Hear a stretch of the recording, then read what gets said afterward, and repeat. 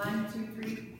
Okay, I'm Ryan Kenninger. This is Nikhil Collin, Thomas Joswiak, and Adrian Munguia, and our presentation is on the quality of water in developing countries.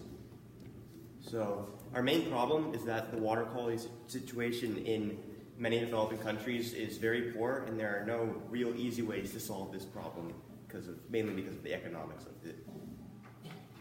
So this is a map of the drinking water quality. So the blue countries have very high quality water, greater than 90% of the population with clean water, and the yellow and orange ones are less than 75%. This is very closely linked to the economics of the world. As you can see here, the lightly colored countries are much poorer than many of the darker blue and the black colored countries. The gray ones have no data. So once again, this is the water quality map with most of the countries with poor water quality in most Africa, sub-Saharan mostly.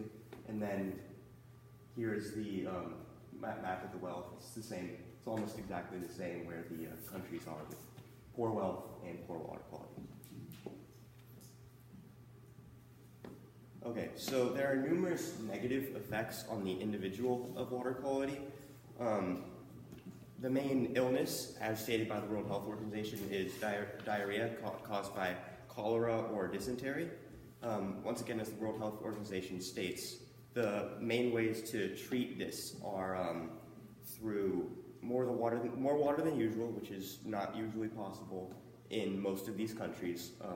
Cleaner water also, again, isn't very possible. To eat healthier food, which is, again, not possible. And if it gets really bad, the sickness, go see a doctor, which is, again, not possible. So it's almost impossible for many of the people in these poor African countries mainly to receive treatment or any help from many of the illnesses they'll receive from the poor water quality. There's also a really bad economic effect. Most people, as the Water Project states, most people in these countries will spend 3 hours a day collecting water for their families, which equates to 40 billion hours a year for everyone, all the people in sub-Saharan Africa. This is the equivalent to all the work that France's entire workforce will do in a year. And these people are just carrying 40 and sometimes 70-pound gallons, 70-pound containers of water for 3 hours a day. According to the CDC, every 21 seconds, a child dies from a water-based illness. With this drastic true fact, it is important that action is taken right now. Our first solution is to allow independent organizations to shuffle into these poor countries, such as most of Africa, in order to take in machines and filter out all of their dirty water so that they are able to have access to cleaner water. As you can see on this graph, since 1990 and all the way to 2015, the amount of people with clean water has slowly been going down in developing countries and going up in the developed countries. With this, it is evident that these people are in drastic need of this solution.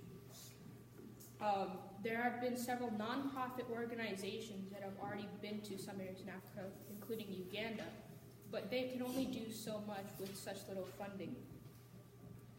Next slide, please. Solutions such as the life straw, which is a device used to suck in water and filter it out through a small filter in the drinking area, is only very temporary. According to the Nigerian Environmental Agency, this device is very prone to breaking easily and is not very reliable. The National Public and Health Safety Organization has tried to do attempts in 2012-2015 to send out people in these areas, but has been sent back due to technical difficulties with their machinery and has not been able to thoroughly carry out this plan. So the disadvantages of this solution is the transportation of the heavy equipment. In order to pull off such a treacherous task in filtering out large areas of water in these countries, lots of machinery is needed because it's very dirty and machines are much better at filtering us out than humans. Another difficulty is volunteers and employment. It's not very easy for people to go out of their way and do such kind things. So, which is another problem. And lastly, there's a lack of medicine in these countries. With many people dying out due to these illnesses, they don't have much medicine in order to cure this and keep that population stable. Next slide, please. Okay, so our second solution is to influence developing countries to adopt policies that developed countries have in place for this water quality problem. One of these acts that the U.S. has already used is the Federal Water Pollution Control Act of 1948, also known as the Clean Water Act. According to the Environmental Protection Agency, the Clean Water Act is a very basic water quality policy that has been helping the clean water in America. And we believe that this can help developing countries create a basic system for water quality in their country. Next slide, please. The advantage is that this is a basic system for water quality and that can be established very quickly and can create a chain reaction to adding more better policies in the future. And it also has been known to work because many other developed countries have used such policies. Next slide. The disadvantages is that it is very costly and time consuming. One, to get water treatment plants and to transfer the policies over for these nations. According to the California Polytechnic University, a water treatment plant facility to be built in California would cost $48 million and take 2 years, which is far too much money for a developing country and may seem like a long time for such a water quality emergency. In conclusion, both of our solutions have their faults, where the first solution is a quick combating solution, and as Nikhil mentioned, it is something short-term and it's not going to be effective in long-term. Our second solution would take too long to implement, and in that time, the sicknesses mentioned by Nikhil and Ryan will affect the population, resulting in many deaths. So to resolve this, we would use them both in synchronization, where the first solution would be a quick help and would combat the poor water quality, and the second solution would take over to have more long-term effects and keep the water quality itself better. Though, if we were to choose one solution over another, we would have to choose a second solution because it actually affects the water quality itself and not just the water being consumed by the people. Okay, thank you. Adrian, I'm going to go ahead and start with you. Describe an argument from one of your peers' reports that made you think differently about your team's solution or your conclusion. It was definitely an argument from Ryan's report. I believe his was the economic lens, and looking at the economic side of water quality itself and the machinery and the amount of money it takes to combat the water quality really gave a whole new look to like how the presentation was to be presented, because we could present solutions, but then you also have to think about what it takes to implement those solutions into our society. Thank you.